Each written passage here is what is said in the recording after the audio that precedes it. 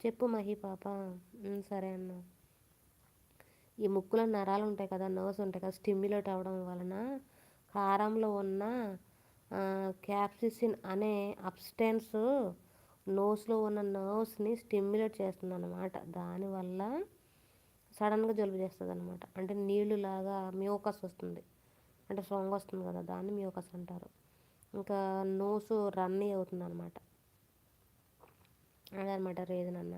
Heat వల్ల stimulate వల్ల అట్లా సడన్గా జలుబు చేసేస్తుంది. హీట్ ఎఫెక్ట్ అనమాట. అంటే కారం వల్ల బాడీ హీట్ పెరిగితే అది బ్రెయిన్ ఫీల్ అవుతుంది అనమాట. అంటే ఇది కారము అని బ్రెయిన్ ఫీల్ అవుతుంది అనమాట. అంటే కూలింగ్ కోసము మ్యూకస్ రిలీజ్ చేస్తుంది అనమాట. ఆ టైంలో సడన్గా అంటే బ్రెయిన్ ఫీల్ అవుతుంది కదా మ్యూకస్ని, అది ఫీల్ అవడం వల్ల ఆ మ్యూకస్ని రిలీజ్ చేస్తుంది అనమాట. ఆ రిలీజ్ చేసినప్పుడు ముక్కులోంచి